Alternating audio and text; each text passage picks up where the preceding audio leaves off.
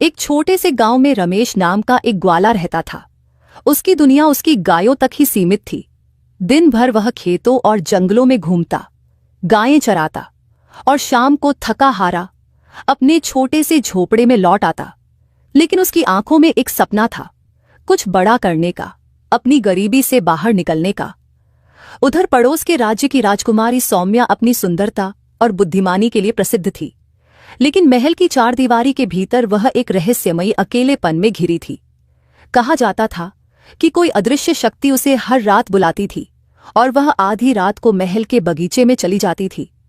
राजा ने इस रहस्य को सुलझाने के लिए कई सैनिकों को नियुक्त किया, लेकिन जो भी उसे रोकने जाता अगली सुबह पागल पाया जाता। एक दिन राजा ने घोषणा की कि जो कोई इस रहस्य को सुलझाएगा उसे मुंह मांगा इनाम मिलेगा। यह सुनकर रमेश ने सोचा कि यही उसके जीवन को बदलने का अवसर है। उसने हिम्मत जुटाई और रात में महल के बगीचे में छिप गया। जैसे ही आधी रात हुई, राजकुमारी अपने कक्ष से निकली और धीरे धीरे जंगल की ओर बढ़ने लगी। रमेश ने साहस किया और उसके पीछे चल पड़ा। राजकुमारी एक पुराने खंडहर में पहुंची, जहां जमीन के नीचे एक सीक्रेट दरवाजा था। जैसे ही वह अंदर जाने लगी, रमेश ने उसका हाथ पकड़ लिया। अचानक राजकुमारी की आंखें लाल हो गईं और उसकी आवाज किसी और की हो गई, गहरी और डरावनी।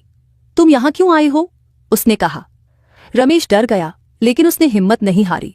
उसने राजकुमारी को जोर से पकड़ लिया और मंत्र पढ़ने लगा, जो उसकी दादी ने कभी उसे सिखाया था। अचानक एक भयंकर चीख गूंजी और राजकुमारी जमीन पर गिर गई। अगले ही पल एक काला धुआं उससे अलग होकर हवा में विलीन हो गया।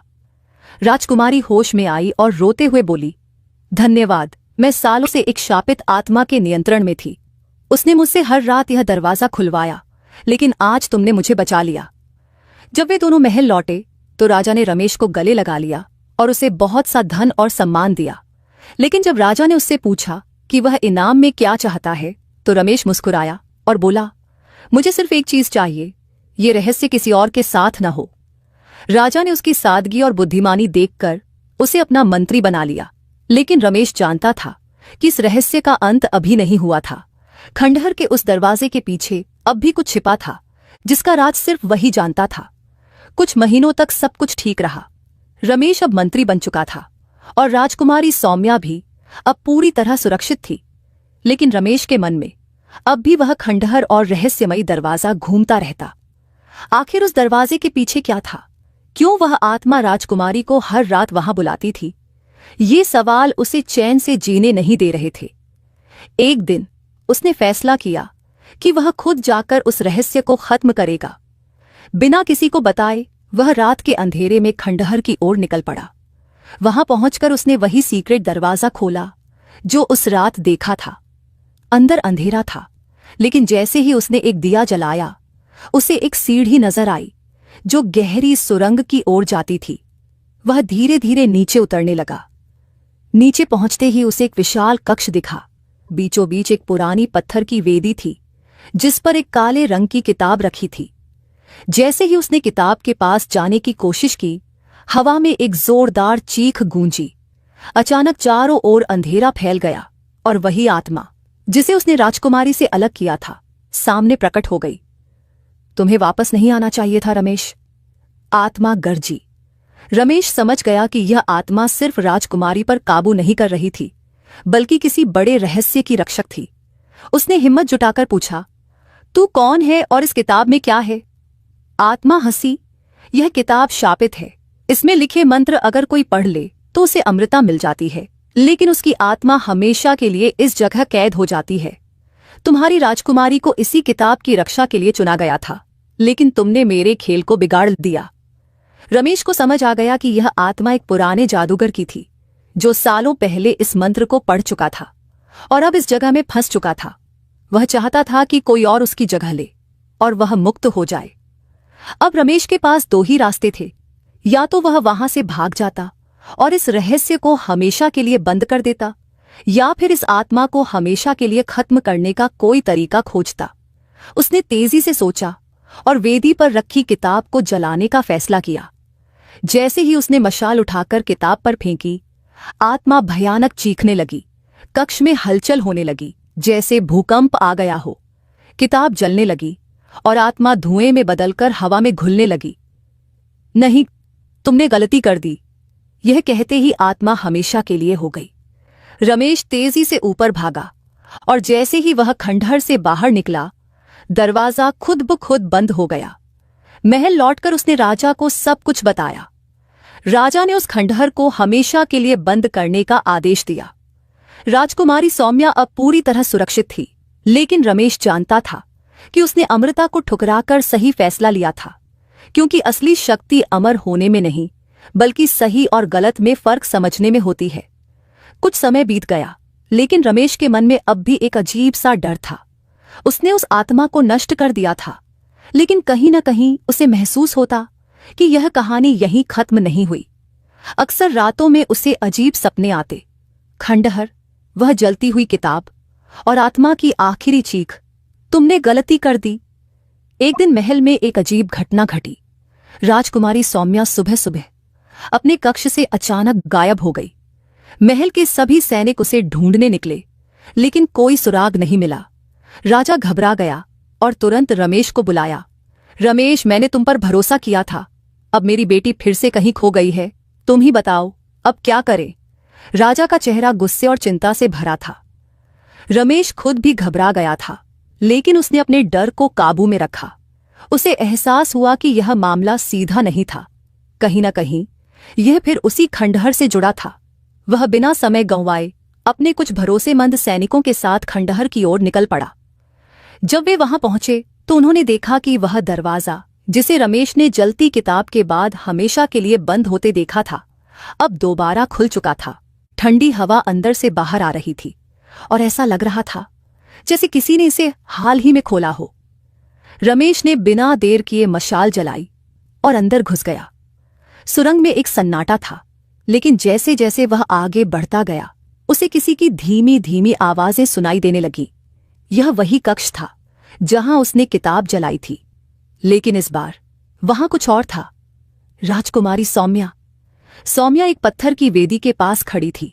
उसकी आंखें खाली और शरीर अकड़ा हुआ था, जैसे किसी अदृश्य शक्ति ने उसे जकड़ लिया हो।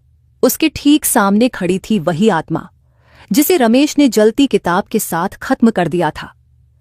तुमने सोचा था कि मुझे हराकर जीत जाओगे रमेश, आत्मा ने ठंडी हंसी के साथ कहा।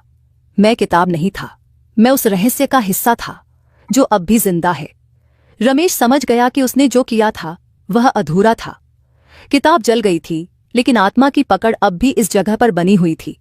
उसे पता था कि सिर्फ तलवार या आग से इस शक्ति को खत्म नहीं किया जा सकता। उसे कुछ ऐसा करना होगा जो हमेशा के लिए इस आत्मा को समाप्त कर दे। तभी उसकी नजर कक्ष की दीवारों पर पड़ी।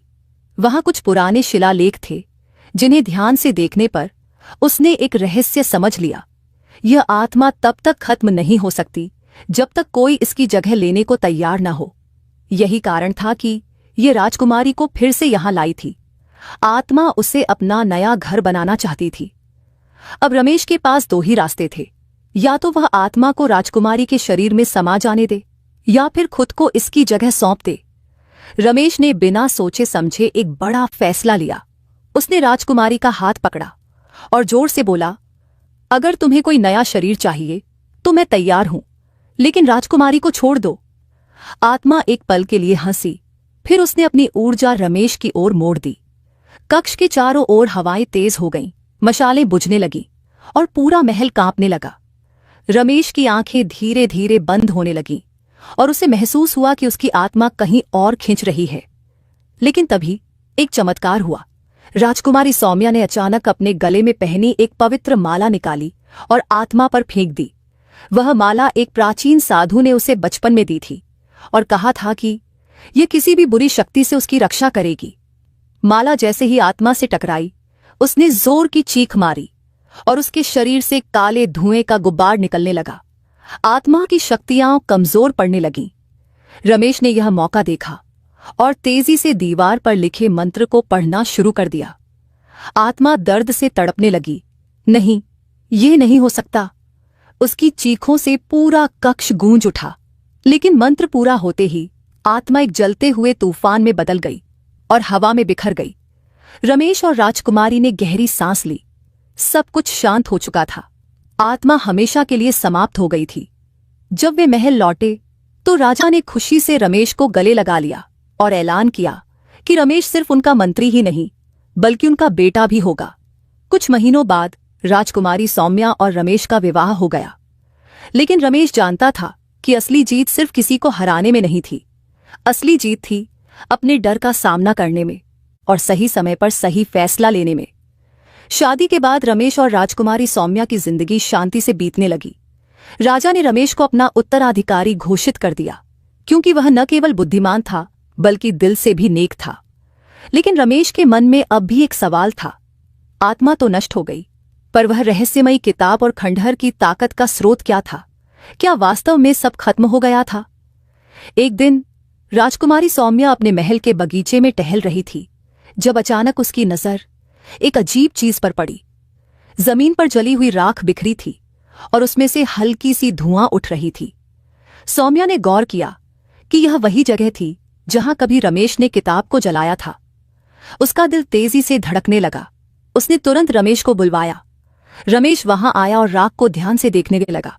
जैसे ही उसने राख को छुआ, उसे ऐसा लगा जैसे कोई ठंडी हवा उसके शरीर के अंदर समा रही हो। अचानक उसकी आंखों के सामने वही खंडहर का दृश्य आ गया। अंधेरी सुरंग, जलती किताब और आत्मा की गूंजती हुई आवाज। तुमने गलती कर दी। रमेश ने झटके से हाथ पीछे खींच लिया। उसकी सांसें तेज हो गई थीं। वह अब समझ चुका था कि यह सिर्फ कोई साधारण किताब नहीं थी बल्कि एक ऐसी शक्ति थी जो हमेशा किसी न किसी रूप में लौट सकती थी। वह सीधा महल की गुप्त लाइब्रेरी में गया जहां पुराने शास्त्र और ग्रंथ रखे थे। घंटों की खोज के बाद उसे एक पुरानी किताब मिली जिसमें उसी खंडहर और आत्मा के बारे में लिखा था। किताब के अनुसार यह खंडहर हजारों साल पुराना था और एक प्राचीन जादूगर रावणाक्ष का था। वह असीम शक्तियों का स्वामी था। लेकिन जब उसने अमरता प्राप्त करने के लिए एक काला मंत्र पढ़ा तो उसे शापित कर दिया गया। तब से उसकी आत्मा उसी खंडहर में कैद थी और हर 100 साल में वह एक नए शरीर की तलाश में किसी को बुलाती थी। रमेश को समझ आ गया कि उसने सिर्फ आत्मा को खत्म किया था, लेकिन उस शक्ति का असली स्रोत अब भी वहीं मौजूद था। जब तक उस शक्ति को पूरी तरह से नष्ट नहीं किया जाता, तब तक यह खतरा बना रहेगा। रमेश ने राजा से अनुमति ली और कुछ सबसे बहादुर सैनिकों के साथ खंडहर की ओर निकल पड़ा। वहां पहुंचकर उन्होंने दरवाजे को दोबारा खोला और अंदर गए। इस बार रमेश अच्छी तरह तैयार था। उसके पास एक पवित्र तलवार थी जिसे एक सिद्ध योगी ने आशीर्वाद दिया था। जैसे ही वे कक्ष के पास पहुंचे, जमीन हिलने लगी। पुरानी जली हुई किताब की जगह अब एक नया चमकता हुआ पत्थर रखा था। रमेश समझ गया कि यह पत्थर ही उस शक्ति का स्रोत था। उसने बिना समय गंवाए तलवार उठाई और पूरी ताकत से उस पत्थर पर वार कर दिया। पत्थर टूटते ही चारों ओर काला धुआं फैल गया और हवा में रावणाक्ष की गूंजती हुई आवाजें सुनाई दी। तुमने यह लड़ाई जीत ली, लेकिन शक्ति को नष्ट नहीं किया जा सकता। यह हमेशा किसी न किसी रूप में लौटेगी। इसके बाद पूरा खंडहर ध्वस्त होने लगा। रमेश और उसके सैनिक तेजी से बाहर भागे। जैसे ही वे बाहर निकले, खंडहर की जमीन फट गई और सब कुछ मिट्टी में समा गया। रमेश ने चैन की सांस ली।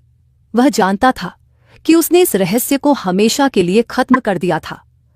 महल लौटने के बाद राजा ने एक बड़ा समारोह किया और रमेश को पूरे राज्य का संरक्षक घोषित कर दिया।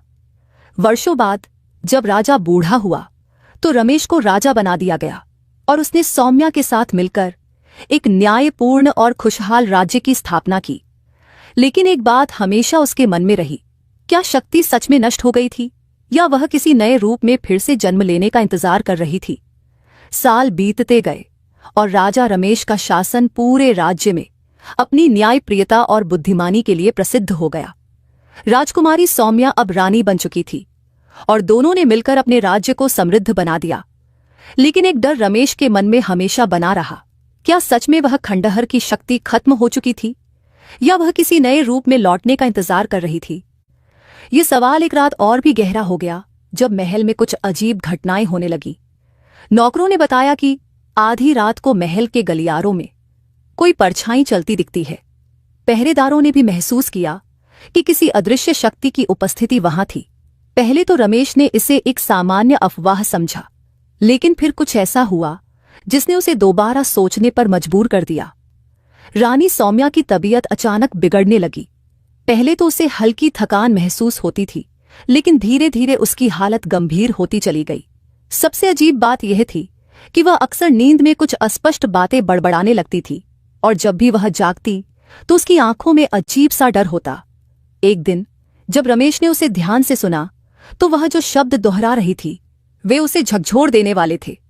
तुमने गलती कर दी, शक्ति को नष्ट नहीं किया जा सकता। रमेश का दिल तेजी से धड़कने लगा। यह वही शब्द थे जो उसने आखिरी बार खंडहर में सुने थे। इसका मतलब था कि रावणाक्ष की शक्ति पूरी तरह से नष्ट नहीं हुई थी।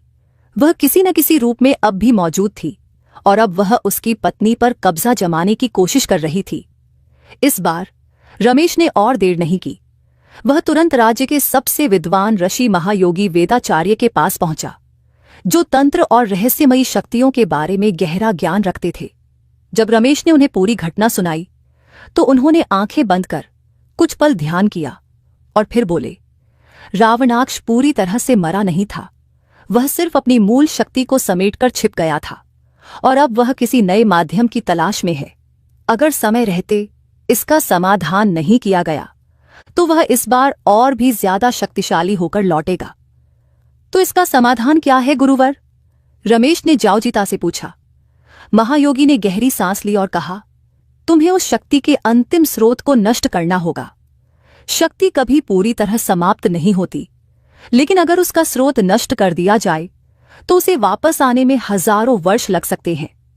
यह एक जटिल प्रक्रिया है, और इसके लिए तुम्हें एक विशेष अनुष्ठान करना होगा, महाकाल यज्ञ। लेकिन याद रखो, यह यज्ञ तभी सफल होगा जब इसे उसी स्थान पर किया जाए जहां वह शक्ति उत्पन्न हुई थी। रमेश को सब समझ आ गया। उसे दोबारा उसी स्थान पर जाना था, खंडहर में, जो अब मिट्टी में समा चुका था। लेकिन सवाल यह था कि वह अब कहाँ था। महायोगी ने कुछ पवित्र जल रमेश के माथे पर छिड़का और ध्यान में चले गए। कुछ क्षण बाद उन्होंने आंखें खोली और बोले, खंडहर पूरी तरह ध्वस्त नहीं हुआ था। वह जमीन के नीचे एक और रहस्यमयी रूप में छिप गया है। वह अब तुम्हारे राज्य के दक्षिणी हिस्से में काले पर्वतों की गुफाओं के भीतर स्थित है। वहीं से वह शक्ति फिर से जाग रही है। तुम्हें जल्दी करना होगा। रमेश ने तुरंत अपनी सेना तैयार की और कुछ सबसे अनुभवी योद्धाओं के साथ उस स्थान की ओर निकल पड़ा। जैसे जैसे वे काले पर्वतों की ओर बढ़े, हवा में एक अजीब सी घुटन महसूस होने लगी। ऐसा लग रहा था जैसे कोई अदृश्य शक्ति उन्हें वहां पहुंचने से रोकने की कोशिश कर रही थी। घोड़े बेचैन होने लगे, सैनिकों को अजीब भ्रम होने लगे, लेकिन रमेश अपनी दृढ़ता पर अडिग रहा। अंततः वे उस गुफा तक पहुंच गए जहां खंडहर का नया रूप छिपा था। गुफा के अंदर अंधेरा था और ठंडी हवाएं रहस्यमयी तरीके से गूंज रही थीं। रमेश ने मशाल जलाई और जैसे ही वे अंदर बढ़े, एक विशाल पत्थर के दरवाजे पर पहुंचे जिस पर अजीब शिलालेख खुदे थे। महायोगी वेदाचार्य ने उन्हें बताया था कि यह द्वार केवल एक मंत्र से खोला जा सकता था। रमेश ने वह मंत्र पढ़ा और दरवाजा धीरे धीरे खुलने लगा। अंदर का दृश्य देखकर सभी स्तब्ध रह गए। वहां एक विशाल कक्ष था जिसके बीचों बीच वही काला पत्थर रखा था, लेकिन इस बार वह टूटा नहीं था। उसके चारों ओर अजीब ऊर्जा की लहरें उठ रही थीं। रमेश समझ गया कि यही अंतिम परीक्षा थी। अगर उसने इस शक्ति को अब पूरी तरह से नष्ट नहीं किया तो यह फिर से लौट आएगी, और इस बार शायद इसे रोकना असंभव हो जाएगा। उसने अपनी तलवार निकाली और महायोगी के निर्देशानुसार यज्ञ की तैयारियां शुरू की। लेकिन जैसे ही यज्ञ शुरू हुआ, पूरा कक्ष कांपने लगा। काले धुएं का एक भयंकर तूफान उठा और अचानक हवा में एक चेहरा उभर आया। रावणाक्ष! रमेश, तुम फिर यहां आ गए। उसकी गूंजती हुई आवाज ने कक्ष को हिला दिया। तुम नहीं जानते कि तुम क्या कर रहे हो। यह शक्ति सृष्टि के आरंभ से मौजूद है और इसे कोई नहीं मिटा सकता। लेकिन इस बार रमेश तैयार था। उसने बिना डरे कहा, हर शक्ति का अंत होता है रावणाक्ष, यह तुम्हारा अंतिम समय है। यज्ञ की अग्नि प्रचंड हो उठी और मंत्रों की शक्ति से पूरा कक्ष गूंज उठा। जैसे ही आखिरी मंत्र पूरा हुआ, काले पत्थर से एक जोरदार विस्फोट हुआ। कक्ष रोशनी से भर गया और रावणाक्ष की चीखें पूरे पर्वत में गूंज उठीं।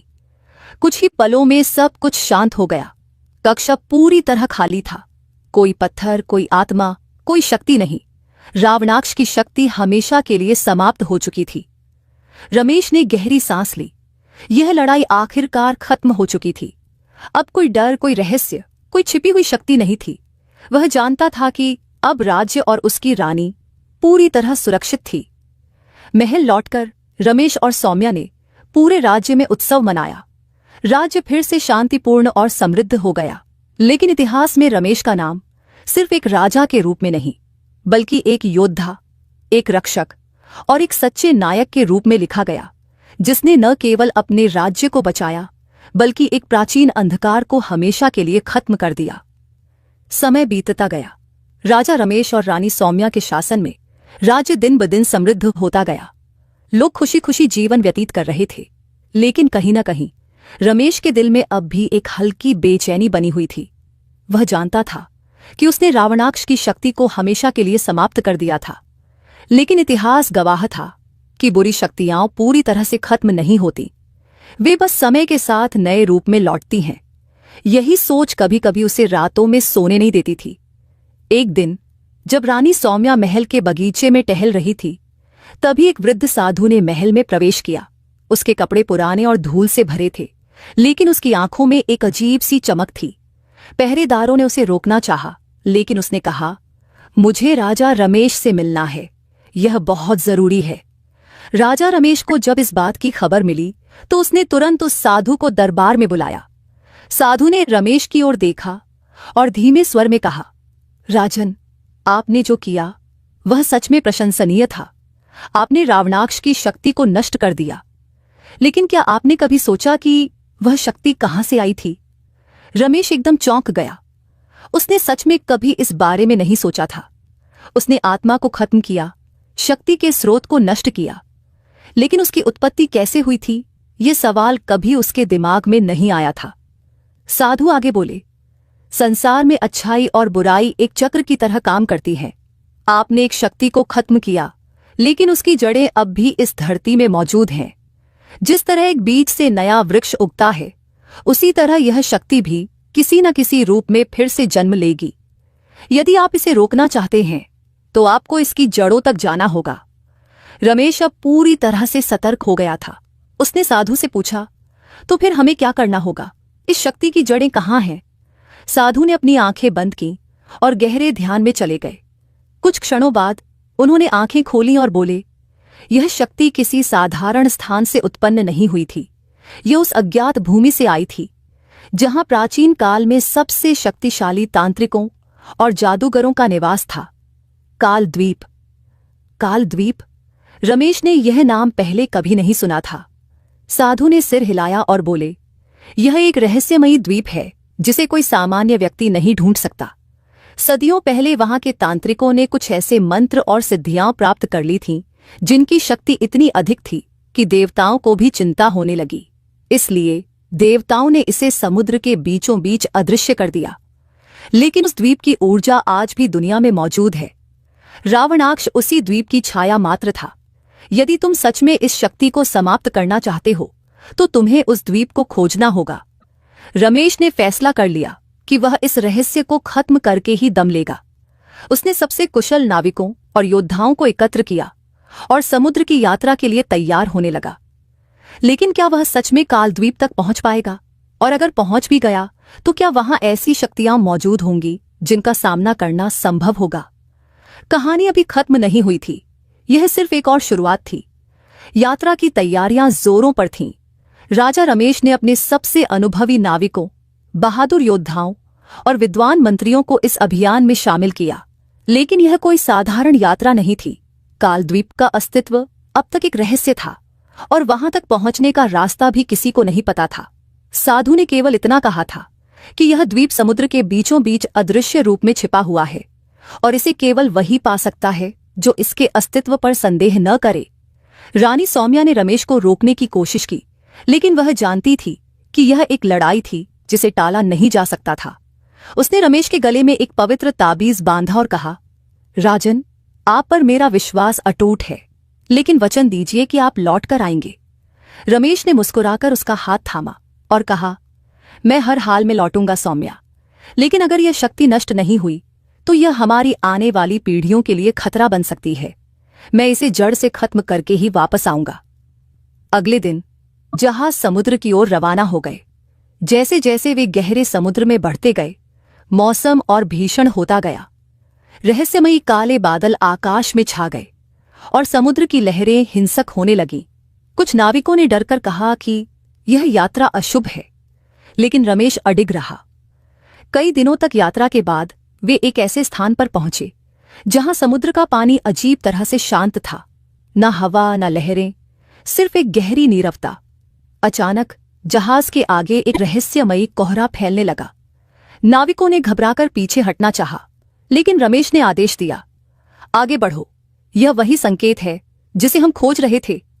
जैसे ही जहाज कोहरे के अंदर पहुंचा, एक झटके के साथ चारों ओर रोशनी फैल गई। कुछ ही क्षणों बाद कोहरा हट गया और जो दृश्य उनके सामने था वह किसी चमत्कार से कम नहीं था। उनके सामने एक विशाल द्वीप खड़ा था, काल द्वीप। यह कोई साधारण द्वीप नहीं था। वहां के पेड़ विशाल और काले थे, जैसे वे हजारों वर्षों से किसी अंधकारमय शक्ति से पोषित हो रहे हों। हवा में एक अजीब सी ऊर्जा थी जो शरीर को भारी बना रही थी। जैसे ही रमेश और उसके योद्धा द्वीप पर उतरे, अचानक हवा में धीमी धीमी फुसफुसाहटें सुनाई देने लगीं, जैसे कोई अदृश्य शक्ति उन्हें देख रही हो। सावधान रहें, रमेश ने अपने सैनिकों से कहा।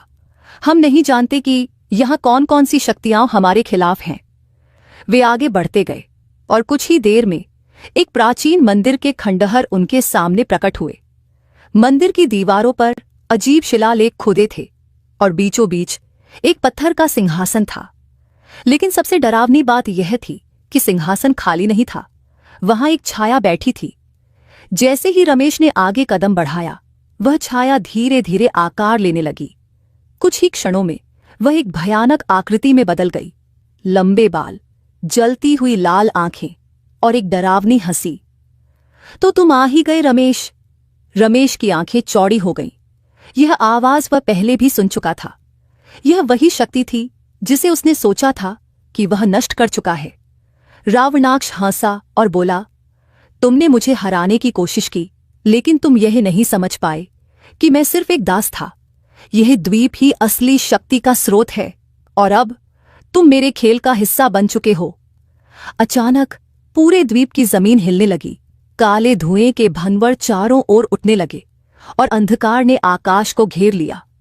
रमेश ने अपनी तलवार कसकर पकड़ी और गरज कर कहा, चाहे कुछ भी हो जाए, इस बार मैं इस अंधकार को हमेशा के लिए मिटाकर ही जाऊंगा। लेकिन क्या वह सच में इस शक्ति को खत्म कर पाएगा, या कालद्वीप का रहस्य उससे भी गहरा था जितना वह सोच रहा था? असली लड़ाई तो अब शुरू हुई थी। कालद्वीप की धरती थरथराने लगी, काले बादल गहराने लगे और हवा में गूंजती रावणाक्ष की हंसी अब और भी भयानक हो गई थी। रमेश ने अपनी तलवार कसकर पकड़ी और अपने योद्धाओं की ओर देखा। वे सब डरे हुए थे, लेकिन राजा की आंखों में आत्मविश्वास देखकर उन्होंने भी हिम्मत जुटाई। तुम नहीं जानते कि तुमने किसकी ताकत को ललकारा है रमेश। रावणाक्ष की छाया सिंहासन से उठी और हवा में तैरने लगी। मैं सिर्फ एक आत्मा नहीं, बल्कि इस द्वीप की आत्मा हूं। तुमने मुझे एक बार हराया था, लेकिन यहां मेरी असली शक्ति प्रकट होगी। जैसे ही उसने हाथ उठाया, द्वीप की जमीन में दरारें पड़ने लगी। उन दरारों से काली ऊर्जा निकलने लगी और अचानक चारों ओर से भयानक आकृतियां उभर आईं। अर्धमानव, अर्ध राक्षस, जिनकी आंखें जल रही थीं और जो धीरे धीरे राजा रमेश और उसके सैनिकों की ओर बढ़ने लगे। पीछे मत हटो, रमेश ने गरजते हुए कहा। याद रखो, हम यहां इस अंधकार को खत्म करने आए हैं, इससे डरने नहीं। रमेश और उसके सैनिकों ने उन राक्षसों से लड़ाई शुरू कर दी। तलवारें चमकने लगीं, तीर हवा में सनसनाते हुए निकलने लगे और भयंकर युद्ध छिड़ गया। लेकिन यह कोई साधारण युद्ध नहीं था। जैसे ही कोई सैनिक किसी राक्षस को मारता, वह काले धुएं में बदलकर फिर से प्रकट हो जाता। रमेश समझ गया कि यह लड़ाई सिर्फ ताकत से नहीं जीती जा सकती, उसे असली शक्ति के स्रोत को नष्ट करना होगा। उसने महायोगी वेदाचार्य द्वारा दिए गए पवित्र ताबीज को निकाला और उसे कसकर पकड़ते हुए मंत्र पढ़ने लगा। नहीं, रावणाक्ष चीखा, यह मंत्र यहां नहीं चलेगा, यह मेरी भूमि है, मेरी दुनिया। लेकिन रमेश ने ध्यान नहीं दिया। वह मंत्र पढ़ता रहा और धीरे धीरे ताबीज चमकने लगा। अचानक द्वीप के बीचों बीच स्थित मंदिर के अंदर से एक सुनहरी रोशनी निकलने लगी। रमेश को एहसास हुआ कि यही कालद्वीप की असली शक्ति थी, शुद्ध ऊर्जा जिसे अंधकार ने दबा दिया था। अगर वह इस शक्ति को मुक्त कर दे तो अंधकार हमेशा के लिए मिट सकता था। लेकिन तभी रावणाक्ष ने अपना सबसे भयानक रूप धारण कर लिया। उसकी छाया विशाल हो गई और वह सीधे रमेश की ओर झपटा। अब देखता हूं तुम इस बार कैसे बचते हो। रमेश ने अपनी पूरी शक्ति जुटाई और अंतिम मंत्र पढ़ते हुए ताबीज को मंदिर की ओर फेंक दिया। ताबीज मंदिर के शिखर से टकराया और एक भयंकर विस्फोट हुआ। स्वर्णिम रोशनी पूरे द्वीप में फैल गई और रावणाक्ष की चीखें गूंज उठीं। नहीं, यह असंभव है। रावणाक्ष का शरीर टुकड़ों में बदलने लगा और उसके साथ ही काल द्वीप भी हिलने लगा। राजा जी, यह द्वीप डूब रहा है, एक सैनिक ने चीखते हुए कहा। रमेश समझ गया कि अब यहां रुकना खतरे से खाली नहीं था। उसने अपने सैनिकों को आदेश दिया, सब जल्दी जहाज की ओर भागो। वे सब तेजी से दौड़ने लगे। चारों ओर से काले पत्थर गिर रहे थे, पेड़ आग की लपटों में घिर चुके थे और जमीन टूट रही थी। आखिरी क्षण में वे जहाज तक पहुंच गए और तेजी से समुद्र में उतर गए। जैसे ही उन्होंने दूर से द्वीप की ओर देखा, काल द्वीप पूरी तरह समुद्र में समा चुका था। वहां अब कुछ भी नहीं बचा था, न रावणाक्ष, न अंधकार, न वह भयावह शक्ति। रमेश ने गहरी सांस ली। उसने सच में उस अंधकार को हमेशा के लिए मिटा दिया था। जब वे महल लौटे तो पूरे राज्य में उत्सव मनाया गया। लेकिन रमेश जानता था कि यह केवल उसका नहीं, बल्कि उन सभी लोगों का विजय था जिन्होंने अच्छाई के लिए लड़ाई लड़ी थी। रानी सौम्या ने रमेश को गले लगाते हुए कहा, आपने यह कर दिखाया राजन, आपने सच में अंधकार को मिटा दिया। रमेश मुस्कुराया और कहा, नहीं सौम्या, मैंने केवल अपना कर्तव्य निभाया है। अच्छाई और बुराई की यह लड़ाई कभी खत्म नहीं होगी, लेकिन जब तक हम सत्य के मार्ग पर चलेंगे कोई भी अंधकार हमें जीत नहीं सकता। और इस तरह एक ग्वाले से राजा बने रमेश ने इतिहास में अपना नाम स्वर्ण अक्षरों में लिखवा दिया। एक योद्धा जिसने न केवल अपने राज्य बल्कि पूरे संसार को एक भयानक शक्ति से मुक्त किया। समय बीतता गया, लेकिन राजा रमेश के मन में अब भी कालद्वीप की यादें ताज़ा थीं। वह जानता था कि उसने रावणाक्ष को नष्ट कर दिया था, लेकिन क्या वह बुराई सच में हमेशा के लिए मिट गई थी? यह सवाल उसके मन में किसी छाया की तरह बना रहा। एक रात जब पूरा महल गहरी नींद में था, रमेश अपने कक्ष में बैठा युद्ध के दौरान मिले ताबीज को देख रहा था। यह वही ताबीज था जिसे उसने कालद्वीप में शक्ति के स्रोत को मुक्त करने के लिए इस्तेमाल किया था। लेकिन अजीब बात यह थी कि अब भी उसमें हल्की सी चमक बची हुई थी, जैसे वह कोई संकेत दे रहा हो। तभी अचानक कमरे में हल्की सी ठंडी हवा बहने लगी। खिड़कियां खुद ब खुद खुल गईं और दियों की लौ एक पल के लिए कांप गई। रमेश तुरंत सतर्क हो गया। वह उठकर खिड़की की ओर बढ़ा, लेकिन बाहर सब कुछ सामान्य था। यह सिर्फ मेरा भ्रम है, उसने खुद को समझाने की कोशिश की। लेकिन तभी पीछे से एक जानी पहचानी आवाज आई, क्या तुम सच में ऐसा सोचते हो रमेश? रमेश का शरीर जैसे एक पल के लिए सुन्न हो गया। यह आवाज उसे पहचानने में देर नहीं लगी। वह धीरे धीरे पीछे मुड़ा और जो उसने देखा वह उसकी कल्पना से परे था। उसके सामने वही छाया खड़ी थी, रावणाक्ष। लेकिन यह पहले की तरह ठोस नहीं थी। यह केवल एक धुंधली आकृति थी, एक छायामय अस्तित्व जो कमरे के अंधेरे में घुल मिल रही थी। तुम तो नष्ट हो चुके थे, रमेश ने तलवार उठाते हुए कहा। रावणाक्ष की परछाई हंसने लगी। क्या तुम सच में मानते हो कि बुराई इतनी आसानी से खत्म हो जाती है? तुमने सिर्फ मेरा भौतिक रूप मिटाया है, लेकिन मेरी आत्मा, वह अब भी जीवित है। और अब अचानक कमरे का तापमान गिरने लगा। दियों की लौ बुझ गई और पूरा कक्ष अंधेरे में डूब गया। अब मैं तुम्हारे भीतर प्रवेश करूंगा। रमेश को महसूस हुआ कि उसके शरीर में एक अजीब सी ऊर्जा दौड़ने लगी है। उसके हाथ पैर भारी होने लगे और सिर में तेज दर्द हुआ। वह जमीन पर गिर पड़ा, और रावणाक्ष की परछाई धीरे धीरे उसकी ओर बढ़ने लगी। अब मैं तुम्हें ही अपना माध्यम बना लूंगा रमेश, और इस बार कोई भी शक्ति मुझे नहीं रोक पाएगी। क्या यह सच में अंत था?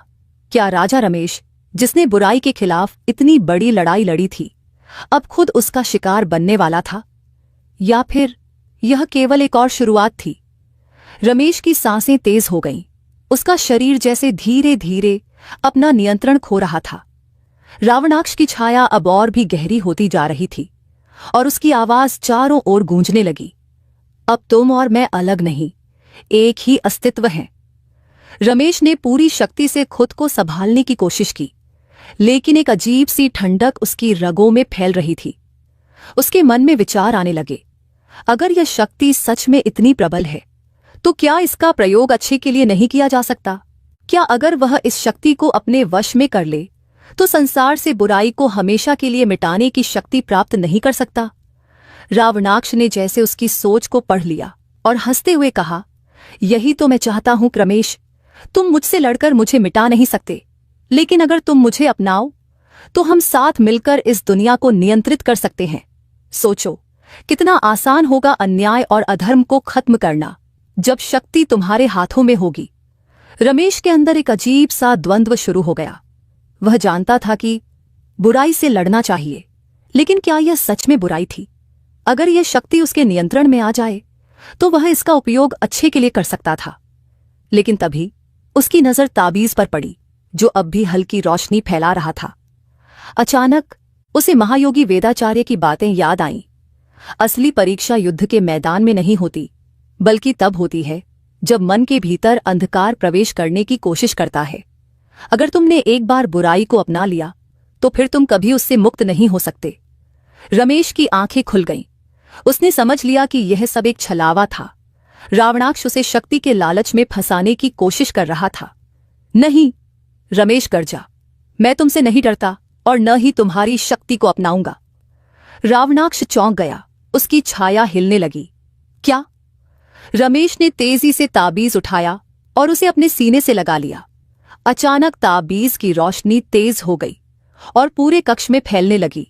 रावणाक्ष चीख पड़ा, नहीं, यह असंभव है। उसकी परछाई तड़पने लगी, जैसे कोई आग उसे जला रही हो। उसने रमेश पर झपटने की कोशिश की, लेकिन ताबीज की रोशनी इतनी प्रबल थी कि वह पीछे हटने लगा। मैं वापस आऊंगा रमेश, यह मेरी हार नहीं है। रावणाक्ष की छाया धीरे धीरे हवा में विलीन होने लगी। कुछ ही क्षणों में कमरा फिर से शांत हो गया। दिए फिर से जल उठे और ठंडी हवा रुक गई। रमेश ने गहरी सांस ली। उसने महसूस किया कि उसका शरीर अब हल्का हो चुका था। उसने ताबीज को देखा, जो अब पूरी तरह शांत था, लेकिन उसमें एक नई ऊर्जा समाई हुई थी।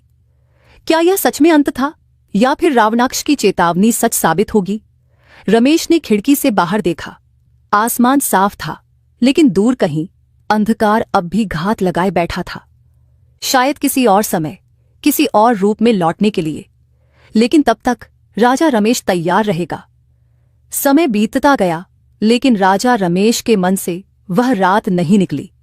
रावणाक्ष की अंतिम चेतावनी, मैं वापस आऊंगा, अब भी उसके कानों में गूंजती थी। वह जानता था कि यह कोई साधारण शत्रु नहीं था। यह अंधकार था, जो हर युग में नया रूप लेकर लौटता है। महल में सब कुछ सामान्य लग रहा था, लेकिन रमेश की आंखों ने अब दुनिया को अलग नजरिए से देखना शुरू कर दिया था। अब उसे हर छाया में एक रहस्य दिखता, हर रात की नीरवता में एक अनकहा संदेश सुनाई देता। रानी सौम्या ने कई बार उससे पूछा, आप पहले जैसे नहीं रहे राजन, क्या कुछ परेशान कर रहा है आपको? रमेश उसे सच बताना चाहता था, लेकिन उसने महसूस किया कि कुछ चीजें शब्दों से परे होती हैं। वह केवल मुस्कुराया और बोला, कुछ नहीं रांचेरी रानी, मैं बस सोच रहा हूं कि क्या सच में हमने अंधकार को हमेशा के लिए मिटा दिया है? रानी ने उसके हाथों को थामा और कहा, जब तक आप सत्य के मार्ग पर चलेंगे, अंधकार कभी आपको हरा नहीं सकता। रमेश ने उसकी बातों पर भरोसा किया, लेकिन उसके भीतर कहीं न कहीं एक अनकहा डर था। कुछ महीने बाद एक रात महल में एक अजीब घटना घटी। पहरेदारों ने बताया कि महल के बगीचे में अचानक से अंधेरा गहरा हो गया था, जैसे किसी ने वहां से रोशनी चुरा ली हो। जब उन्होंने उस जगह जाने की कोशिश की, तो उन्हें वहां केवल ठंडी हवा और एक अजीब सी फुसफुसाहट सुनाई दी। रमेश तुरंत वहां पहुंचा। पूरा बगीचा शांत था, लेकिन हवा में एक अलग सा बोझ महसूस हो रहा था। उसने महसूस किया कि जमीन की घास ठंडी पड़ चुकी थी, जैसे किसी ने जीवन को उससे खींच लिया हो। तभी अचानक हवा में वही जानी पहचानी हंसी गूंजी। क्या मैंने नहीं कहा था रमेश, मैं वापस आऊंगा? रमेश का शरीर सिहर उठा। उसने चारों ओर देखा, लेकिन वहां कोई नहीं था। तुम सिर्फ एक छाया थे रावणाक्ष, तुम्हारा अस्तित्व मिट चुका है। रमेश गरजा, लेकिन अंधेरे में से आवाज आई, क्या सच में? या फिर मैं अब तुम्हारे भीतर ही समाया हुआ हूं? रमेश चौंक गया। उसे अपनी ही सांसें भारी लगने लगीं। क्या यह सच था? क्या रावणाक्ष अब भी कहीं न कहीं जिंदा था, उसके भीतर? उसने अपनी आंखें बंद की और गहरी सांस ली। उसने महायोगी वेदाचार्य द्वारा सिखाए गए ध्यान को याद किया। मन पर नियंत्रण रखो रमेश, अंधकार तभी पनपता है जब मन उसे स्वीकार करता है। रमेश ने मन ही मन खुद को मजबूत किया। नहीं रावणाक्ष, तुम मेरे भीतर नहीं हो सकते, मैं ही अपने विचारों का स्वामी हूं। अचानक हवा थम गई। बगीचे की घास फिर से हरी होने लगी, ठंडक खत्म हो गई और चांद की रोशनी फिर से फैल गई। शायद यह एक परीक्षा थी। रमेश समझ गया कि यह युद्ध एक बार जीत लेने से खत्म नहीं होगा। यह लड़ाई लगातार चलती रहेगी, बाहर भी और भीतर भी। और जब तक वह जिंदा था, वह इस लड़ाई को कभी हारने नहीं देगा। समय बीतता गया, लेकिन राजा रमेश की बेचैनी बढ़ती जा रही थी। हर दिन, हर रात उसे ऐसा महसूस होने लगा था कि कोई छाया हर पल उसका पीछा कर रही है। वह जानता था कि रावणाक्ष का अंत हो चुका था, लेकिन उसकी चेतावनी अब भी उसके मन में गूंज रही थी, मैं तुम्हारे भीतर समा चुका हूं। एक रात जब पूरा महल नींद में डूबा हुआ था, रमेश अपने कक्ष में बैठा ध्यान कर रहा था। उसने ताबीज को अपनी मुट्ठी में कसकर पकड़ा और अपनी श्वासों को नियंत्रित करने की कोशिश की, लेकिन जैसे ही उसने आंखें बंद की, अंधकार ने उसे घेर लिया। तुम कितनी भी कोशिश कर लो रमेश, मैं तुम्हें कभी चैन से नहीं जीने दूंगा। रमेश की आंखें खुल गईं। उसे लगा जैसे वह अपने कक्ष में अकेला नहीं था। उसने चारों ओर नजर दौड़ाई, लेकिन वहां कोई नहीं था। तभी आईने में एक परछाई हिली। रमेश ने सांस थाम ली। उसने धीरे धीरे आईने की ओर देखा, और जो उसने देखा उससे उसका खून जम गया। आईने में उसका प्रतिबिंब था, लेकिन वह नहीं था। उसकी आंखें काली थीं, चेहरा विकृत था और होठों पर एक भयावह मुस्कान थी। तुम और मैं अब अलग नहीं हैं रमेश, आईने में मौजूद छवि फुसफुसाई। तुम जितना मुझे मिटाने की कोशिश करोगे, मैं उतना ही तुम्हारे भीतर समाता जाऊंगा। रमेश पीछे हट गया। यह असंभव है, तुम केवल एक छाया हो, एक भूतकाल की परछाई। तो फिर डर क्यों रहे हो? वह छवि हंसी। क्या तुम्हें नहीं लगता कि मैं तुम्हारी असली पहचान हूं, तुम्हारी असली शक्ति? रमेश का मन डगमगाने लगा। क्या यह सच था? क्या रावणाक्ष सच में उसकी आत्मा में समा चुका था? क्या यह पूरा समय वह सिर्फ खुद से ही लड़ रहा था? तभी दरवाजे पर दस्तक हुई। राजन, यह रानी सौम्या की आवाज थी। क्या आप जाग रहे हैं? रमेश ने आंखें झपकीं और दोबारा आईने की ओर देखा। अब वहां कुछ नहीं था, बस उसका अपना चेहरा, वैसा ही जैसा हमेशा था। उसने गहरी सांस ली और दरवाजा खोला। रानी ने चिंता से उसकी ओर देखा। क्या आप ठीक हैं? आपके चेहरे का रंग उड़ा हुआ लग रहा है। रमेश ने मुस्कुराने की कोशिश की। हाँ, मैं ठीक हूं, बस एक अजीब सपना देख रहा था। रानी ने उसका हाथ थामा। आपको कुछ समय के लिए आराम करना चाहिए राजन, आप बहुत ज्यादा सोचने लगे हैं। रमेश ने धीरे से सिर हिलाया। हाँ, शायद तुम सही कह रही हो। लेकिन उसके मन में एक ही सवाल घूम रहा था, क्या वह सपना था या सच में उसके भीतर कुछ ऐसा था जो धीरे धीरे जाग रहा था? रमेश ने खुद को यह यकीन दिलाने की कोशिश की कि वह सिर्फ एक सपना था, लेकिन उसके भीतर उठती बेचैनी कुछ और ही कह रही थी। अगले कुछ दिनों तक उसने खुद को सामान्य दिखाने की कोशिश की, लेकिन हर बार जब वह अकेला होता, उसे ऐसा महसूस होता जैसे कोई उसकी हर हरकत पर नजर रख रहा हो। कभी कभी महल के गलियारों में चलते समय उसे अपने पीछे किसी की आहट सुनाई देती, लेकिन जब वह मुड़ता, वहां कुछ नहीं होता। आईने में उसकी परछाई कभी कभी हल्की सी हिलती दिखती, जैसे वह उसके साथ खेल रही हो। धीरे धीरे रमेश को महसूस होने लगा कि उसका गुस्सा बढ़ रहा था। वह छोटी छोटी बातों पर जल्दी क्रोधित हो जाता, अपने सेनापतियों पर झुंझला उठता, यहां तक कि कभी कभी रानी सौम्या से भी रूखा व्यवहार करने लगा। यह वह नहीं था। वह हमेशा धैर्यवान और न्यायप्रिय राजा था, लेकिन अब ऐसा लगता था जैसे उसके भीतर कोई और ताकत उसे नियंत्रित करने की कोशिश कर रही थी। एक रात जब वह अकेला अपने कक्ष में बैठा था, तो अचानक उसे अपने भीतर से ही एक आवाज सुनाई दी। अब और मत लड़ो रमेश, जितना तुम मेरा विरोध करोगे मैं उतना ही मजबूत होता जाऊंगा। मुझे अपनाओ और देखो मैं तुम्हें कितनी शक्ति देता हूं। रमेश ने अपने सिर को जोर से झटका, जैसे उस आवाज को बाहर निकालने की कोशिश कर रहा हो। नहीं, तुम मेरा हिस्सा नहीं हो, वह चिल्लाया। क्या सच में? आवाज हंसी। अगर मैं तुम्हारा हिस्सा नहीं होता तो तुम मुझे सुन भी नहीं सकते। क्या तुमने महसूस किया है कि अब तुम पहले से ज्यादा शक्तिशाली हो? जब तुम क्रोधित होते हो तो तुम्हारी आवाज गूंजती है, तुम्हारी शक्ति बढ़ जाती है। सोचो, अगर तुम मुझे पूरी तरह अपना लो तो तुम अजेय हो जाओगे। रमेश की सांसें तेज हो गईं। उसे याद आया कि पिछले दिनों जब वह अपने सैनिकों पर गुस्सा हुआ था तो सच में उसके शब्दों में एक अजीब सी ताकत थी। सेनापति तक डर गए थे और उसकी एक ही गर्जना से लोग कांपने लगे थे। क्या यह सब रावणाक्ष के कारण था? उसने तेजी से ताबीज को उठाया और अपनी मुट्ठी में कस लिया। यह वही ताबीज था जिसने कालद्वीप में रावणाक्ष को हराने में उसकी मदद की थी। अगर तुम सच में मेरे भीतर हो तो इस ताबीज की शक्ति तुम्हें फिर से नष्ट कर सकती है, रमेश गर्जा। लेकिन इस बार रावणाक्ष की आवाज डरने की बजाय और भी जोर से हंसने लगी। हा हा हा, तुम्हें लगता है कि मैं अब भी वह कमजोर छाया हूं जिसे तुमने हराया था? नहीं रमेश, इस बार मैं तुम्हारे भीतर हूं। अगर तुम मुझे नष्ट करने की कोशिश करोगे तो तुम्हें भी मिटना होगा। रमेश ठिठक गया। यह सच था। अगर रावणाक्ष अब उसकी आत्मा का हिस्सा बन चुका था तो उसे मिटाने का मतलब था खुद को भी खत्म करना। उसका शरीर पसीने से भीग गया। क्या इसका कोई और रास्ता था? क्या वह खुद को खोए बिना इस अंधकार से लड़ सकता था? तभी दरवाजे पर फिर से दस्तक हुई। राजन, क्या आप ठीक हैं? यह फिर से रानी सौम्या की आवाज थी। रमेश ने गहरी सांस ली। उसने अपनी आवाज को सामान्य करने की कोशिश की और दरवाजा खोला। सौम्या ने उसे चिंतित नजरों से देखा। आपकी चिल्लाने की आवाज आई, क्या हुआ? रमेश ने कुछ पल उसे देखा, फिर धीरे से मुस्कुराने की कोशिश की। कुछ नहीं सौम्या, बस एक सपना था। लेकिन इस बार यह झूठ सिर्फ रानी के लिए था, क्योंकि अब राजा रमेश को यकीन हो गया था यह सिर्फ एक सपना नहीं था, यह कुछ और ही था और वह इसे अनदेखा नहीं कर सकता था। अगली सुबह राजा रमेश महल के सबसे गुप्त कक्ष में पहुंचा, जहां उसने वर्षों पहले महायोगी वेदाचार्य से ध्यान और आत्मसंयम की शिक्षा ली थी। कक्ष के चारों ओर दीवारों पर प्राचीन श्लोक अंकित थे और बीच में एक विशाल दीप जल रहा था जिसकी लौ स्थिर और शांत थी। यह स्थान सैकड़ों वर्षों से राजवंश के गुप्त रहस्यों और आध्यात्मिक साधना का केंद्र रहा था। रमेश ने धीरे से ताबीज को अपनी मुट्ठी में भींच लिया और जमीन पर बैठ गया।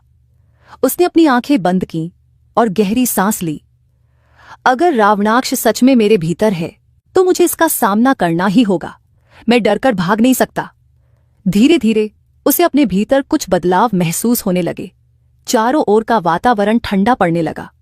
दीपक की लौ अचानक कांपने लगी और पूरे कक्ष में एक अजीब सी निस्तब्धता फैल गई। तुम्हें आखिरकार समझ आ ही गया रमेश, वह आवाज उसके भीतर से ही आई थी। रमेश ने आंखें खोलीं, लेकिन कक्ष में कोई नहीं था। फिर भी वह जानता था कि रावणाक्ष यहीं कहीं था। मैं तुमसे लड़ने नहीं आया हूं, रमेश ने गहरी आवाज में कहा। मैं तुमसे बात करना चाहता हूं। कुछ पल के लिए कोई जवाब नहीं आया। फिर कक्ष की दीवारों पर परछाइयां लहराने लगीं और धीमे धीमे एक आकृति बनने लगी। रावणाक्ष की विकराल छाया, ठीक वैसी ही जैसी उसने युद्ध के दौरान देखी थी। बात करना, रावणाक्ष हंसा। अब अचानक तुम्हें बात करने की सूझी। जब तुमने मुझे मिटाया था तब क्या यह ख्याल आया था? तुम्हें मिटाने की जरूरत थी, रमेश ने ठंडे स्वर में कहा। तुमने अंधकार फैलाया था, निर्दोषों को मारा था, लेकिन अब जो हो रहा है वह कुछ और है। रावणाक्ष की परछाई हल्की सी हिली। ओह, और वह क्या है? रमेश ने गहरी सांस ली। अब तुम केवल एक शत्रु नहीं हो, अब तुम मेरा ही हिस्सा बन चुके हो, और अगर मैं तुमसे लड़ता रहूं तो यह युद्ध कभी खत्म नहीं होगा। रावणाक्ष कुछ पल चुप रहा, फिर उसकी आवाज आई, तो तुम हार मानने आए हो? नहीं, रमेश की आंखों में दृढ़ता थी। मैं तुम्हें हराने नहीं, बल्कि तुम्हें स्वीकार करने आया हूं। यह सुनते ही पूरे कक्ष में कंपन होने लगा। दीपक की लौ अचानक नीली पड़ गई और हवा भारी हो गई। स्वीकार करोगे? रावणाक्ष ने अविश्वास से पूछा। तुम जानते भी हो इसका क्या मतलब है? हाँ, रमेश ने जवाब दिया। इसका मतलब यह है कि मैं अब तुमसे डरूंगा नहीं। मैं अब तुम्हें अपने विचारों पर हावी नहीं होने दूंगा। तुम मेरे भीतर हो, लेकिन तुम मुझे नियंत्रित नहीं कर सकते। रावणाक्ष की छाया धीरे धीरे छोटी होने लगी। अगर मैं तुम्हें नियंत्रित नहीं कर सकता, उसकी आवाज धीमी होने लगी, तो मैं तुम्हारे भीतर क्यों रहूं? रमेश ने हल्की मुस्कान के साथ कहा, क्योंकि तुम मेरी ही छाया हो। तभी दीपक की लौ फिर से स्वर्णिम हो गई। कक्ष की ठंडक गायब होने लगी और रावणाक्ष की परछाई धीरे धीरे मिटने लगी। अगर मैं तुम्हारी छाया हूं, रावणाक्ष की अंतिम आवाज आई, तो याद रखना रमेश, छाया कभी पूरी तरह से मिटती नहीं, बस पीछे हट जाती है। और फिर सन्नाटा छा गया। रमेश ने आंखें खोली। उसके भीतर अब एक गहरी शांति थी। रावणाक्ष अब भी कहीं न कहीं था, लेकिन अब वह उसे डराने वाला नहीं था। वह बस एक छाया था जिसे वह स्वीकार कर चुका था। उसने ताबीज को देखा। यह अब भी चमक रहा था, लेकिन पहले से अलग। अब इसमें कोई भय नहीं था, केवल एक शांत शक्ति थी। रमेश मुस्कुराया। अंधकार हमेशा रहेगा, लेकिन जब तक मैं अपने भीतर प्रकाश को जीवित रखूंगा, यह कभी मुझ पर हावी नहीं हो सकता। वह उठ खड़ा हुआ, अपने महल की ओर बढ़ते हुए। अब वह सच में मुक्त था। राजा रमेश ने उस रात पहली बार सुकून की नींद ली। वर्षों बाद उसे ऐसा महसूस हुआ कि उसका मन हल्का हो गया था। लेकिन यह शांति ज्यादा देर नहीं टिकने वाली थी। अगले ही दिन महल में अजीब घटनाएं होने लगीं। सेवकों ने बताया कि महल के सबसे पुराने हिस्से में रहस्यमय आवाजें सुनाई दे रही थीं। पहरेदारों ने कहा कि उन्होंने अंधेरे गलियारों में किसी परछाई को घूमते हुए देखा है, लेकिन जब वे पास गए तो वहां कुछ नहीं मिला। रानी सौम्या भी कुछ दिनों से असहज महसूस कर रही थी। एक रात जब वह अपने शयन कक्ष में अकेली थी, तो अचानक उसे ठंडी हवा का झोंका महसूस हुआ। उसने इधर उधर देखा, लेकिन खिड़कियां बंद थीं। तभी उसे लगा जैसे कोई उसकी पीठ के पीछे खड़ा हो। उसकी सांसें तेज हो गईं। धीरे धीरे उसने आईने की ओर देखा, और जो उसने देखा उससे उसकी आंखें चौड़ी हो गईं। आईने में उसके पीछे एक परछाई थी, लेकिन जब उसने मुड़कर देखा तो वहां कोई नहीं था। सौम्या घबराकर तुरंत राजा रमेश के पास पहुंची। राजन, महल में कुछ ठीक नहीं है। उसकी आवाज कांप रही थी। रमेश ने उसे शांत करने की कोशिश की। मैं जानता हूं सौम्या, लेकिन अब डरने का समय नहीं है। डरने का समय नहीं? रानी ने अचरज से पूछा। राजन, आपने खुद कहा था कि रावणाक्ष अब भी किसी न किसी रूप में मौजूद है। रमेश ने गहरी सांस ली। हाँ, लेकिन अब वह मुझ पर हावी नहीं हो सकता। पर वह महल में क्यों दिखाई दे रहा है? रमेश इस सवाल का जवाब नहीं दे सका। उसने सोचा था कि रावणाक्ष को स्वीकार कर लेने के बाद सब कुछ सामान्य हो जाएगा, लेकिन अब यह स्पष्ट था कि मामला इससे कहीं ज्यादा गंभीर था। अगले ही दिन महल के एक पुराने कक्ष से एक भयावह खोज हुई। जब कुछ सैनिक वहां पहुंचे तो उन्होंने जमीन पर अजीब से चिन्ह उकेरे हुए देखे। वे प्राचीन संकेत थे जो सिर्फ गुप्त तांत्रिक विधाओं में इस्तेमाल किए जाते थे। रमेश ने वे संकेत देखे और उसकी रीढ़ में सिहरन दौड़ गई।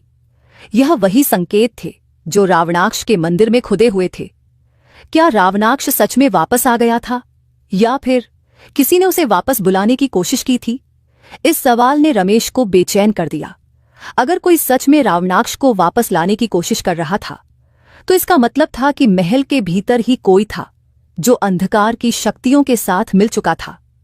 उस रात रमेश ने एक गुप्त योजना बनाई। उसने महल के सबसे भरोसेमंद सैनिकों को बुलाया और उन्हें हर गलियारे, हर कक्ष पर नजर रखने का आदेश दिया। अगर कोई संदिग्ध हरकत दिखे तो मुझे तुरंत खबर दो। लेकिन उसे अंदाजा नहीं था कि असली खतरा इतना नजदीक था, महल के भीतर ही, किसी ऐसे व्यक्ति के रूप में जिस पर वह सबसे ज्यादा भरोसा करता था। रात गहरी होती जा रही थी, लेकिन राजा रमेश की आंखों में नींद नहीं थी। महल के गलियारों में घूमते हुए वह हर हलचल को महसूस कर रहा था। हवा में एक अजीब सी बेचैनी थी, जैसे कुछ घटने वाला हो। पहरेदार अपनी जगहों पर मुस्तैद थे, लेकिन फिर भी रमेश के मन में एक अजीब सा शक बैठा था। क्या कोई सच में रावणाक्ष को वापस बुलाने की कोशिश कर रहा था? और अगर हां, तो वह कौन था? अचानक महल के पश्चिमी हिस्से से एक जोरदार चीख सुनाई दी। रमेश बिना देर किए वहां पहुंचा। जब वह कक्ष के अंदर दाखिल हुआ तो वहां का दृश्य देखकर उसका दिल जोर से धड़क उठा। मिट्टी के फर्श पर वही प्राचीन चिन्ह उकेरे हुए थे, जिनमें से हल्की हल्की धुएं की लपटें उठ रही थीं।